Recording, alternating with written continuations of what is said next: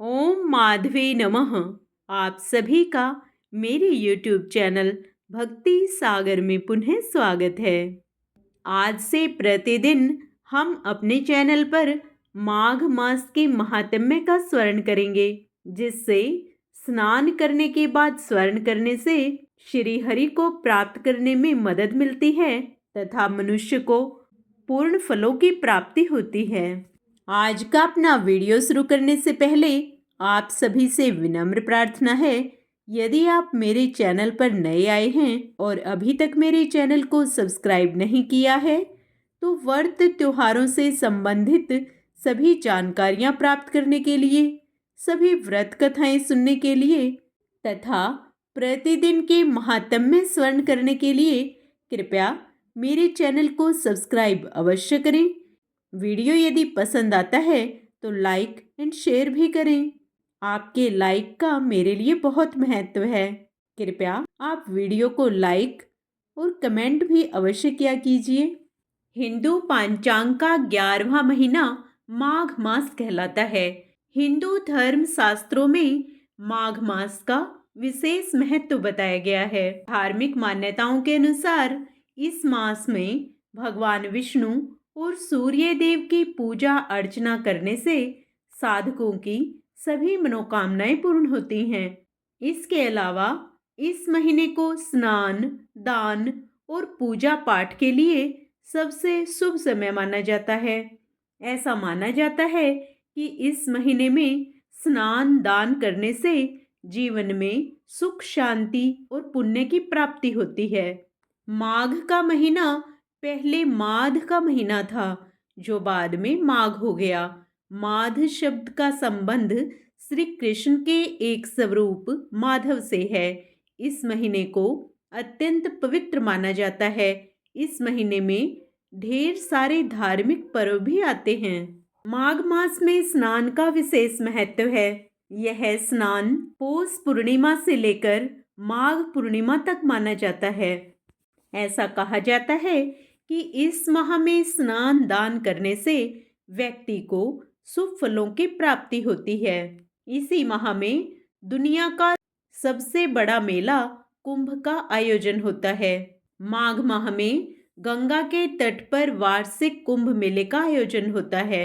इस महीने में गंगा नदी में स्नान और दान का विशेष महत्व है।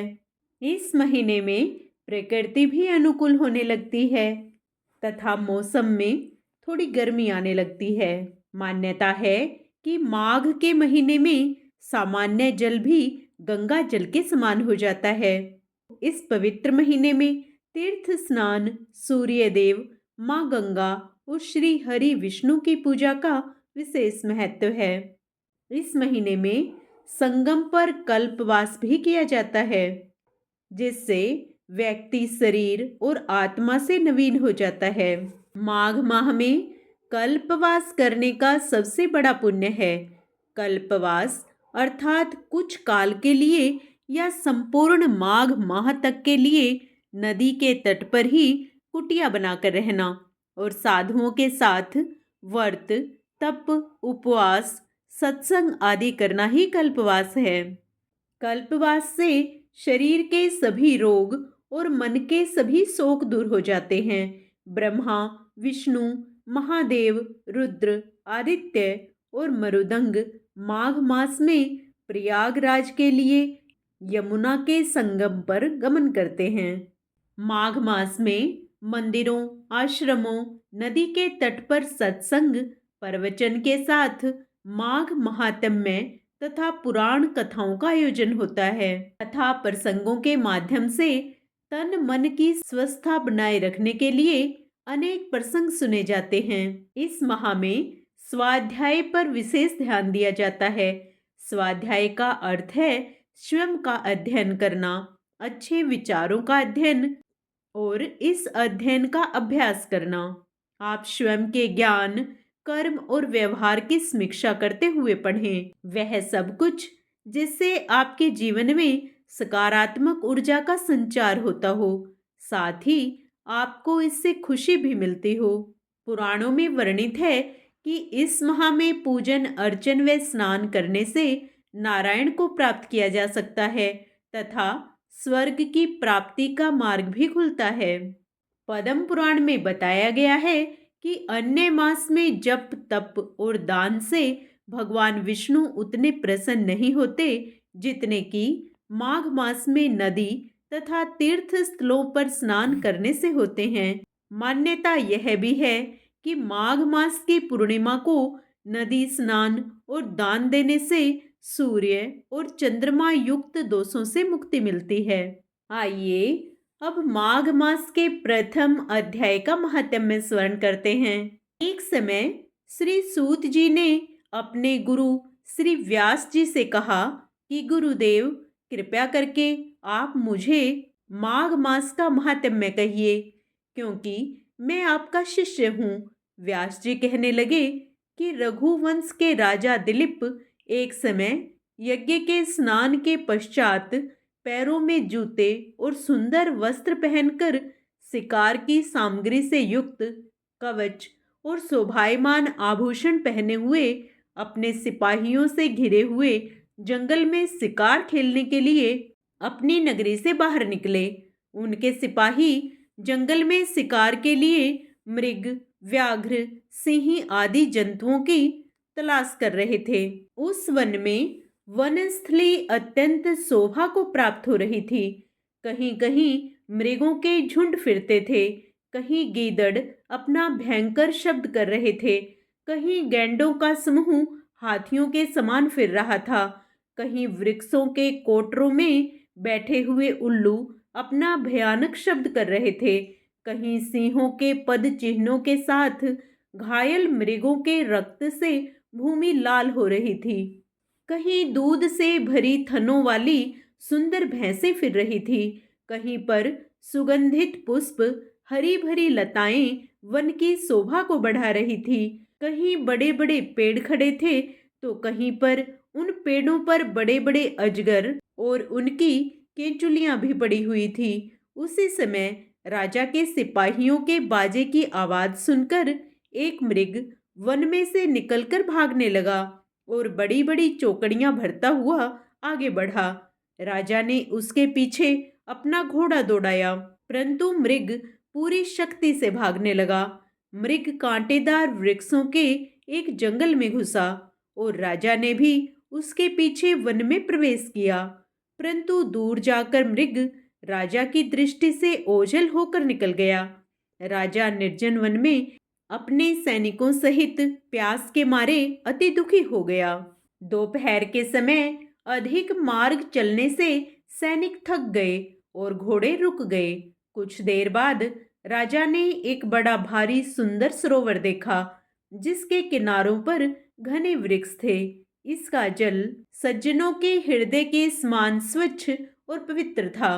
सरोवर का जल लहरों से बड़ा सुंदर लगता था। जल में अनेक प्रकार के जल जंतु, मछलियां आदि सब छंदता से इधर उधर फिर रहे थे। दुष्टों के समान निर्दयी चित्त वाले मगरमच्छ भी थे। किसी किसी जगह लोभी के समान सिमाल भी पड़ी हुई थी। जैसे विपत्ति में पड़े हुए लोगों को दुखों को हरने वाले दानी पुरुष के समान यह सरोवर अपने जल से सबको सुखी करता था। जैसे मेघ चातक के दुख को हरता है, इस सरोवर को देखकर राजा की थकावट दूर हो गई। रात्रि को राजा ने वहीं विश्राम किया और सैनिक पहरा देने लगे और चारों तरफ फैल गए। रात के अंतिम समय में सुकरों के एक झुंड ने आकर सरोवर में पानी पिया और कमल के झुंड के पास आया देखकर तब शिकारियों ने सावधान होकर सुकरों पर आक्रमण किया और उनको मारकर पृथ्वी पर गिरा दिया। उस समय सब शिकारी कोलाहल करते हुए बड़ी प्रसन्नता के साथ राजा के पास गए और राजा प्रभात हुआ देखकर उनके साथ ही अपनी नगरी की तरफ चल पड़ा, जिसका शरीर तपस्या और नियमों के कारण बिल्कुल सूख गया था, जो मृग छाला और वलकत पहने हुए था और नख, रोम तथा केस धारण किए हुए था। राजा ने ऐसे घोर तपस्वी को देखकर बड़े आश्चर्य से उसको प्रणाम किया। और हाथ जोड़कर खड़ा हो गया। तपस्वी ने राजा से कहा कि हे राजन, इस पुण्य शुभ माघ में इस सरोवर को छोड़कर तुम यहाँ से क्यों जाने की इच्छा करते हो? तब राजा कहने लगा कि महात्मन, मैं तो माघ मास में स्नान के फल को कुछ भी नहीं जानता। कृपया करके आप विस्तार पूर्वक मुझसे बताइए। भारतीय संवत्सर का 11वां चंद्रमास और 10वां सौर मास माघ कहलाता है। इस महीने में मघा नक्षत्र युक्त पूर्णिमा होने से इसका नाम माघ पड़ा। धार्मिक दृष्टिकोण से इस मास का बहुत अधिक महत्व है। इस मास में शीतल जल के भीतर डुबकी लगाने वाले मनुष्य पाप मुक्त हो स्वर्ग लोक में जाते हैं। पद्म पुराण में माघ मास के महात्म्य का वर्णन करते हुए कहा गया है कि पूजा करने से भी भगवान श्री हरि को उतनी प्रसन्नता नहीं होती जितनी कि माघ महीने में स्नान मात्र से होती है। इसलिए सभी पापों से मुक्ति और भगवान वासुदेव की प्रीति प्राप्त करने के लिए प्रत्येक मनुष्य को माघ स्नान अवश्य करना चाहिए। माघ मास में पूर्णिमा को जो व्यक्ति ब्रह्म वैवर्तक पुराण का दान करता है उसे ब्रह्मलोक की प्राप्ति होती है। माघ माह में ब्रह्म वैवर्तक पुराण की कथा सुननी चाहिए। यह संभव ना हो सके तो माघ महात्म्य अवश्य सुने। इस मास में स्नान, दान, उपवास और भगवान माधव की पूजा अत्यंत फलदायी होती है। माघ मास की अमावस्या को प्रयागराज में स्नान से अनंत पुण्य की प्राप्ति होती है। मनुष्य सब पापों से मुक्त होकर स्वर्ग लोक में जाता है। यह माघ माह का महात्म्य मैंने आपको सुनाया। आगे का महात्म्य हम अपने कल के वीडियो में सुनेंगे। पूर्ण पुण्य लाभ प्राप्त करने के लिए आप उसे भी अवश्य सुने। माघ मास में किए जाने वाले मधुसूदन स्नान के नियम, विधि और महत्व के विषय में हम अपने पिछले वीडियो में बता चुके हैं। पूर्ण लाभ प्राप्त करने के लिए आप उसे भी अवश्य सुनें। जय श्री कृष्णा। राधे राधे।